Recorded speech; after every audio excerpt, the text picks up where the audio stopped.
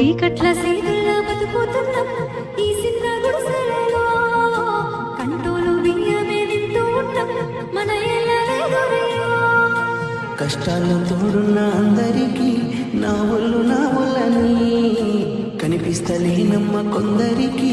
కష్టాల్లో నేనున్న